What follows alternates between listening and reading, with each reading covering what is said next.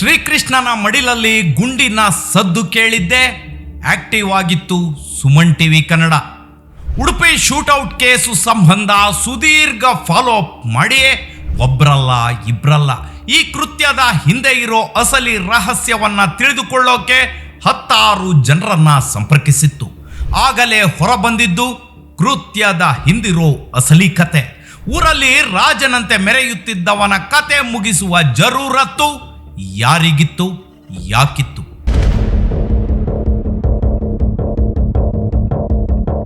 ಒಂದೇ ವಾರದಲ್ಲಿ 2 ಶೂಟೌಟ್, ಒಂದೇ ದಿನದಲ್ಲಿ 2 ಕಡೆ ಗುಂಡಿನ ಸದ್ದು. ಒಂದು ಕಡೆ ಸುಪಾರಿ ಕಿಲ್ಲರ್ಸ್ ಗನ್ ಸೌಂಡ್, ಮತ್ತೊಂದು ಕಡೆ ಪೊಲೀಸ್ ಫೈರಿಂಗ್. ಹಾಡಾಗಲೇ ಎಣ ಕೊಡವಿ ಹೊರಟಿತ್ತು ಹಂತಕ ಪಡೆ. ಅಲ್ಲಿ ಗುಂಡೇಟು ತಿಂದು ಮಲಗಿದವನು ಉಡುಪಿಯ ಮುದರಂಗಡಿ ಗ್ರಾಮ ಪಂಚಾಯಿತಿ ಮಾಜಿ ಅಧ್ಯಕ್ಷ, ಕಾಂಗ್ರೆಸ್ ಮುಖಂಡ, ಗುತ್ತಿಗೆದಾರ, ಜನಾನುರಾಗಿ ಮತ್ತು ಜನವಿರೋಧಿ ಡೇವಿಡ್ ಡಿಸೋಜಾ ಅಲಿಯಾಸ್ ಪ್ರಿನ್ಸ್. ಯಾಕೆ ಡೇವಿಡ್ ಕತೆ ಮುಗ್ದಿದ್ದು? ಯಾಕೆ ಕೊಂದು ಪರಾರಿಯಾದವರ ಬೇಟೆ ಹೇಗಿತ್ತು? ಜಸ್ಟ್ 6 ಗಂಟೆಗಳಲ್ಲೇ ಗುಂಡಿಟ್ಟ ಕಿರಾತಕನ ಕಾಲಿಗೆ ಗುಂಡು ನುಗ್ಗಿಸಿ ಬಂಧಿಸಿದ ರೋಚಕ ಕ್ಷಣ ಹೇಗಿತ್ತು? ಮರುದಿನ ಬೆಳಗ್ಗೆ ಹೊತ್ತಿಗೆ ಮತ್ತು 2 ಸಿಕ್ಕಿಬಿದ್ದಿದ್ರು. ಅಲ್ಲಿಗೆ ಪ್ರಕರಣದಲ್ಲಿ ಒಟ್ಟು 3 ಜನ ನೇರವಾಗಿ ತೆರೆಮರೆಯಲ್ಲಿ ನಿಂತು ಟ್ರಿಗರ್ ಅಮ್ಕೋಕೆ ಆದೇಶ ಕೊಟ್ಟಿದ್ದು ಯಾರು? ಪ್ರಿನ್ಸ್ ಡೇವಿಡ್ ಡಿಸೋಜಾ ಹತ್ಯೆಯ ಎಕ್ಸ್ಕ್ಲೂಸಿವ್ ಡೀಟೇಲ್ಸ್ ಕೊಡ್ತೀನಿ. ಈ ಕತೆ ಕೇಳೋಕು ಮುನ್ನ ಚಾನಲ್ ಅನ್ನು ಸಬ್ಸ್ಕ್ರೈಬ್ ಮಾಡಿ.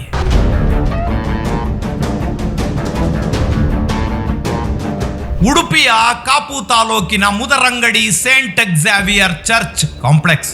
ಚರ್ಚ್ನ ಮುಖ್ಯ ಬಾಗಿಲಿನ ಪಕ್ಕದಲ್ಲೇ ಇದ್ದದ್ದು ಪ್ರಿನ್ಸ್ ಎಂಟರ್ಪ್ರೈಸಸ್. ಸಮಯ ಮಧ್ಯಾಹ್ನ 3:45. ಶಾಲೆ ಬಿಟ್ಟಿದ್ದ ಸಮಯವದು. ಜಿಟಿ ಮಳೆ ಹನಿಯುತ್ತಿತ್ತು. ರಸ್ತೆಯಲ್ಲಿ ಜನಸಂಚಾರವು ಎಂದಿನಂತೆಯೇ ಇತ್ತು. ವಿಶಾಲವಾದ 100 ಅಡಿ ರಸ್ತೆ. ಪ್ರಿನ್ಸ್ ಎಂಟರ್ಪ್ರೈಸಸ್ ಬಾಗಿಲಿನಲ್ಲೇ ಬಿಳಿ ಬಣ್ಣದ ಥಾರ್ ಜೀಪು ನಿಂತಿತ್ತು. ಬೈಕಿನಲ್ಲಿ ಯಾವ ಹೆಲ್ಮೆಟ್ಟು ಮಾಸ್ಕು ಇಲ್ಲದೆ ಅಲ್ಲಿಗೆ ಎಂಟ್ರಿ ಕೊಟ್ಟಿದ್ರು 2 ಕಿರಾತಕರು. ಕಾರು ಹತ್ತಿ ಹೊರಡೋಕೆ ಅಂತ ಡೇವಿಡ್ ಡಿಸೋಜಾ ಕಚೇರಿಯಿಂದ ಹೊರಬರುತ್ತಲೇ ಅವರ ಎದುರಿಗೆ ನಿಂತಿದ್ದ ಕಿರಾತಕ ಸೊಂಟದಿಂದ ಬಂದೂಕು ತೆಗೆದವನೇ ತಲೆಗೆ ಫೈರ್ ಮಾಡಿದ್ದ. ಒಟ್ಟು 5 ಗುಂಡುಗಳು ಫೈರ್ ಆಗಿದ್ವು. ಅದರಲ್ಲಿ 2 ದೇಹ ಒಕ್ರೆ, 3 ಮಿಸ್ ಫೈರ್ ಆಗಿದ್ವು. ಕಿರುಚಿಕೊಂಡಿದ್ದ ಸಹಾಯಕ ಆತನಿಗೆ ಗನ್ ತೋರಿಸಿ ಬೆದರಿಸಿ ಬೈಕ್ ಹತ್ತಿಕೊಂಡು ಎಸ್ಕೇಪ್ ಆಗಿದ್ರು 2 ಕಿರಾತಕರು. ಎಲ್ಲವೂ ಪ್ಲಾನ್ಡ್. ಭರ್ತಿ 2 ತಿಂಗಳ ಕಾಲ ಸಂಚು ಮಾಡಿ ಹೊಂಚು ಹಾಕಿ ಕತೆ ಮುಗಿಸಲಾಗಿತ್ತು. ಕಿಲ್ಲರ್ಸ್ ಅತ್ತ ಪರಾರಿಯಾಗುತ್ತಲೇ ಇತ್ತ ಜನ ಸೇರಿದ್ರು.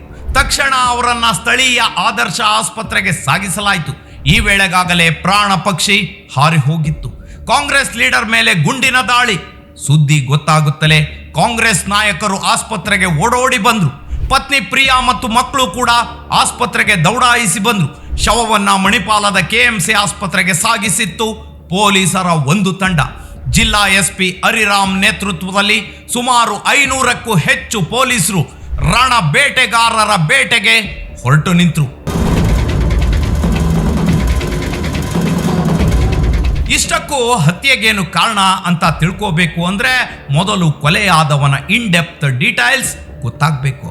ಪ್ರಿನ್ಸ್ ಡೇವಿಡ್ ಅಲಿಯಾಸ್ ಡೇವಿಡ್ ಉರ್ಫ್ ಡೇವಿಡ್ ಡಿಸೋಜಾ ನೆತ್ತಿ ಮೇಲೆ ಅರ ಮತ್ತು 21 ಕೇಸುಗಳನ್ನ ಹೊತ್ತಿದ್ದ ವೈಟ್ ಕಾಲರ್ ಲೀಡರ್.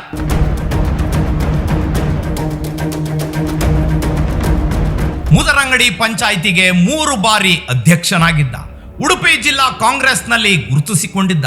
ಕಾಪು ತಾಲೂಕಿನ ಗ್ರಾಮಾಂತರ ಕಾಂಗ್ರೆಸ್ ಪದಾಧಿಕಾರಿಯೂ ಆಗಿದ್ದ. ಸ್ಥಳೀಯವಾಗಿ ಸಾಕಷ್ಟು ರಾಜಕೀಯ ಪ್ರಭಾವ ಹೊಂದಿದ್ದ. ಜೊತೆಗೆ ಗುತ್ತಿಗೆ ಕೆಲಸವನ್ನು ಮಾಡಿಕೊಂಡಿದ್ದ. 6 ಬಸ್ಸುಗಳ ಮಾಲೀಕ. ಟಿಪ್ಪರ್ ಲಾರಿಗಳಿದ್ವು. ಕಾಂಕ್ರೀಟ್ ಮಿಕ್ಸರ್ ಇಟ್ಕೊಂಡಿದ್ದ. ಕೋಟ್ಯಾಂತರ ರೂಪಾಯಿ ಟರ್ನ್ ಓವರ್ ಇತ್ತು.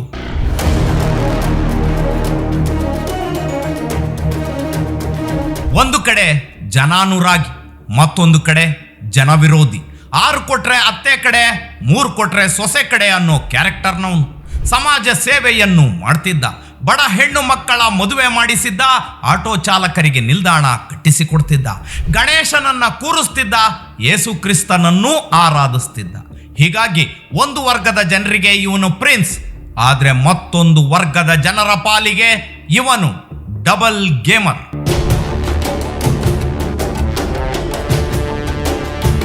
ಡೇವಿಡ್ ಡಿಸೋಜಾ, ಇವನಿಗೂ ಕ್ರಿಮಿನಲ್ ಹಿನ್ನೆಲೆ ಇತ್ತು. ಬರ್ತಿ 21 ಕೇಸುಗಳು ಈತನ ನೆತ್ತಿ ಮೇಲಿದ್ವು. 16 ಪ್ರಕರಣಗಳು ಪಡುಬಿದ್ರೆ ಪೊಲೀಸ್ ಠಾಣಾ ವ್ಯಾಪ್ತಿಯಲ್ಲಿದ್ದರೆ 5 ಪ್ರಕರಣಗಳು ಅವನು ವಾಸವಿದ್ದ ಶಿರ್ವಾ ಪೊಲೀಸ್ ಠಾಣಾ ವ್ಯಾಪ್ತಿಯಲ್ಲಿದ್ವು. ಹೋರಾಟದ ಹೆಸರಲ್ಲಿ ಬೆದರಿಕೆ, ಗಲಾಟೆಯಂತಹ ಕೇಸುಗಳೇ ಜಾಸ್ತಿ. ಅಂದ್ರೆ ಡೇವಿಡ್ಗೆ ರಾಜಕೀಯ ಪ್ರಭಾವ ಇದ್ದಷ್ಟೇ ವಿವಾದಗಳು ಇದ್ವು. ಇದೇ ವಿವಾದದ ಒಂದು ವಿಚಾರ ಅವನ ಹಣೆಗೆ ಗುಂಡು ನುಗ್ಗುವ ತನಕ ಬೆಳೆದಿತ್ತು.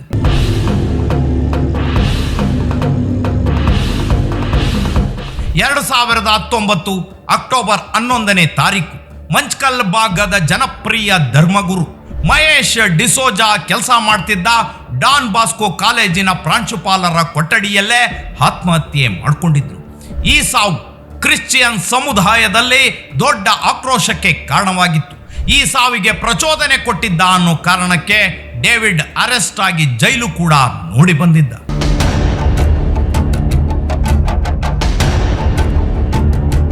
ಜೈಲು ನೋಡಿ ಹೊರಬಂದ ಬಳಿಕ ಅವನ ಲೈಫ್ ಸ್ಟೈಲ್ ಚೇಂಜ್ ಆಗಿತ್ತು. ಪ್ರಿನ್ಸ್ ಎಂಬ ಅಡ್ಡ ಹೆಸರನ್ನೇ ಪಾಪ್ಯುಲರ್ ಮಾಡೋಕೆ ಹೊರಟ. ಲೀಗಲ್ ಮತ್ತು ಇಲ್ಲೀಗಲ್ ಆಗಿ ಹಣ ಮಾಡ್ತಿದ್ದಾನೆ ಅನ್ನೋ ಚರ್ಚೆಗಳು ಶುರುವಾದವು. ಸಂಪತ್ತು ಹೇರಳವಾಗಿತ್ತು.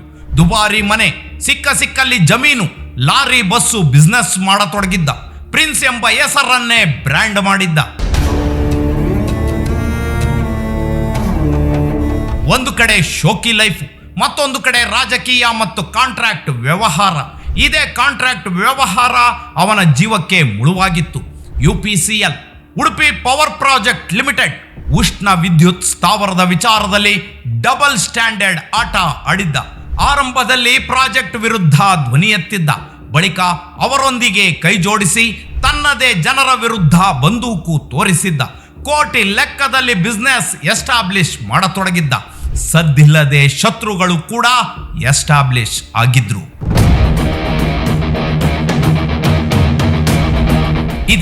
ಇದೇ ಬಿಸಿನೆಸ್ ವ್ಯವಹಾರ ಅವನ ಅಂತ್ಯಕ್ಕೆ ಮುಹೂರ್ತ ಇಟ್ಟು ಬಿಟ್ಟಿತ್ತು. ಉತ್ತರ ಭಾರತದ ಮೂಲದ ಉದ್ಯಮಿಯೊಂದಿಗೆ ವ್ಯವಹಾರ ಮಾಡಿದ್ದ. ಕೋಟ್ಯಾಂತರ ರೂಪಾಯಿ ವ್ಯವಹಾರವದು. ಅದರಲ್ಲಿ ಎಡವಟ್ಟಾಗಿತ್ತು. ವಿವಾದ ದಿನದಿಂದ ದಿನಕ್ಕೆ ದೊಡ್ಡದಾಗಿತ್ತು. ಬೆದರಿಕೆ, ಗಲಾಟೆ ಮತ್ತು ನೀನಾ ಅನ್ನೋ ಹಂತವನ್ನ ತಲುಪಿತ್ತು. ಸುಮಾರು 3 ಕೋಟಿ ರೂಪಾಯಿ ಗುತ್ತಿಗೆ ಹಣದ ವಿಚಾರದಲ್ಲಿ ಕಿರಿಕಾಗಿತ್ತು. ಇದೇ ಗಲಾಟೆ ಕೊನೆಗೆ ಸುಪಾರಿ ಹತ್ಯೆಗೆ ಬಂದು ನಿಂತು ಬಿಡ್ತಾ ಗೊತ್ತಿಲ್ಲ. ಪೊಲೀಸ್ ತನಿಖೆಯೇ ಉತ್ತರ ಕೊಡಬೇಕು. 2 ತಿಂಗಳ ಹಿಂದೆ ಶಾರ್ಪ್ ಶೂಟರ್ಗಳು ಉಡುಪಿಗೆ ಬಂದು ಇಳಿದ್ರು. ಒಬ್ಬೊಬ್ಬರು ಒಂದೊಂದು ದಿಕ್ಕಿನಿಂದ ಬಂದಿದ್ರು. ಒಬ್ಬರಿಗೊಬ್ಬರ ಪರಿಚಯವೂ ಇರಲಿಲ್ಲ. ಅವರಿಗೆ ಸ್ಥಳೀಯವಾಗಿ ಶೆಲ್ಟರ್ ಕೊಟ್ಟು ಕೈಗೆ ಬಂದೂಕು ಕೊಡಲಾಗಿತ್ತು. ಬೈಕ್ ತುಂಬ ಪೆಟ್ರೋಲ್ ಹಾಕಿಸಿ ಕಳಿಸಲಾಗಿತ್ತು. 3 ಕಡೆ ಹತ್ಯೆಗೆ ನಕ್ಷೆ ಬರೆದ್ರು. ಒಂದು ಶಿರ್ವಾದಲ್ಲಿರೋ ಡಿಸೋಜಾ ಮನೆ, ಪಡುಬಿದ್ರೆಯಲ್ಲಿರೋ ಕಚೇರಿ, ಮುದರಂಗಡಿ ಬಳಿ ಇರೋ ಕಚೇರಿ. 3ರಲ್ಲಿ ಒಂದು ಕಡೆ ಫೈರ್ ಮಾಡಿ ಕೊಲ್ಲೋದು. ಅದಕ್ಕೆ ಸೂಕ್ತವಾಗಿದ್ದು ನಿತ್ಯ ಮುದರಂಗಡಿ ಬಳಿಯ ಪ್ರಿನ್ಸ್ ಎಂಟರ್ಪ್ರೈಸಸ್.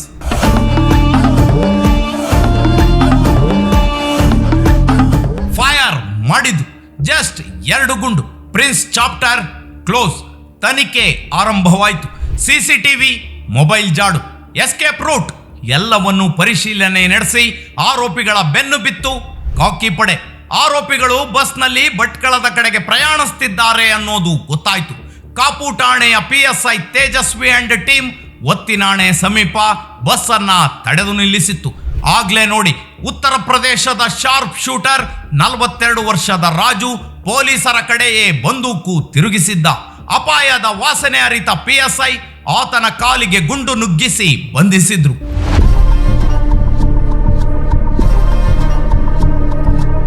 ಒಂದು ಕಡೆ ಡೇವಿಡ್ ಕೊಲೆ, ಇನ್ನೊಂದು ಕಡೆ ಆರೋಪಿಯ ಬಂಧನದ ವೇಳೆ ಪೊಲೀಸ್ ಫೈರಿಂಗ್. ಈ ಪ್ರಕರಣಕ್ಕೆ ಇಲ್ಲಿಯೇ ಮತ್ತೊಂದು ಟ್ವಿಸ್ಟ್ ಸಿಕ್ಕಿತ್ತು. ಉಳಿದ ಇಬ್ಬರು ಅಲ್ಲಿಂದ ಪರಾರಿಯಾಗಿದ್ರು. ಉತ್ತರಾಖಂಡದ ಅಜಯ್ ರಸ್ತೋಗಿ ಕುಮಟಾ ಪೊಲೀಸ್ ಠಾಣಾ ವ್ಯಾಪ್ತಿಯಲ್ಲಿ ಸಿಕ್ಕಿಬಿದ್ದ. ಬಿಹಾರದ ಜಿಯಾ ವಜುಲ್ ಶೇಖ್ ಅಲಿಯಾಸ್ ದೀಪಕ್ ಭಟ್ಕಳ ಪೊಲೀಸರಿಗೆ ಸಿಕ್ಕಿಬಿದ್ದಿದ್ದ. ಒಬ್ಬ ವ್ಯಕ್ತಿಯ ಹತ್ಯೆಗಾಗಿ 3 ರಾಜ್ಯದ ಶಾರ್ಪ್ ಶೂಟರ್ಗಳು ಉಡುಪಿಯಲ್ಲಿ ಒಂದಾಗಿದ್ರು. ಇವರೇನೋ ಸಿಕ್ಕಿಬಿದ್ರು.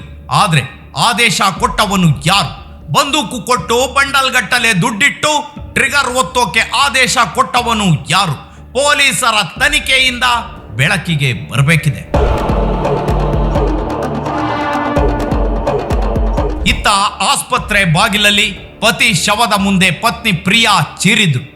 ನನ್ನ ಪತಿಗೆ ರಕ್ತ ಚೆಲ್ಲಿದವರ ರಕ್ತವು ಇದೇ ರೀತಿ ಬೀಳ್ಬೇಕು. ಈ ಸಾವಿಗೆ ನ್ಯಾಯ ಸಿಗಬೇಕು ಅಂದ್ರೆ ಪ್ರಕರಣದ ಹಿಂದಿರೋ ಕಿಂಗ್ ಪಿನ್ ಬಂಧನವಾಗಬೇಕು. ಗುಂಡು ಹೊಡೆದ ಕೈಗಳು ಪೊಲೀಸರ ಕೈಗೆ ಸಿಕ್ಕಿವೆ. ಆದ್ರೆ ಆ ಕೈಗಳಿಗೆ ಟ್ರಿಗರ್ ಒತ್ತಲು ಹಣ ಕೊಟ್ಟ ಕೈ ಇನ್ನು ಎಲ್ಲಿದೆ? ಅದು ಈ ಪ್ರಕರಣದ ಅಸಲಿ ಪ್ರಶ್ನೆ. ಈ 3 ಹಿಂದೆ ಇನ್ನು ಎಷ್ಟು ಜನ ಇದ್ದಾರೆ? ತನಿಖೆ ಮುಂದುವರಿಯುತ್ತಿದೆ. ಆದ್ರೆ ಒಂದು ವಿಷಯ ಮಾತ್ರ ಸ್ಪಷ್ಟ. ಮುದರಂಗಡಿಯಲ್ಲಿ ಮೊಳಗಿದ ಆ 2 ಗುಂಡುಗಳು ಕರಾವಳಿಯ ಕ್ರೈಮ್ ಲೋಕದಲ್ಲಿ ದೊಡ್ಡ ಪ್ರಶ್ನಾರ್ಥಕ ಚಿಹ್ನೆಯನ್ನೇ ಬಿಟ್ಟು ಹೋಗಿವೆ. ಇದು ಕೇವಲ ಡೇವಿಡ್ ಡಿಸೋಜಾ ಕೊಲೆಯ ಕತೆ ಅಲ್ಲ. ಇದು ಸುಪಾರಿ ಕಿಲ್ಲಿಂಗ್ನ ಕರಾಳ ಜಾಲದ ಕತೆ. ರಾಜನಂತೆ ಮೆರೆಯುತ್ತಿದ್ದವನು ಬೀದಿಯಲ್ಲಿ ಹೆಣವಾಗಿದ್ದು ನಿಜಕ್ಕೂ ದುರಂತ.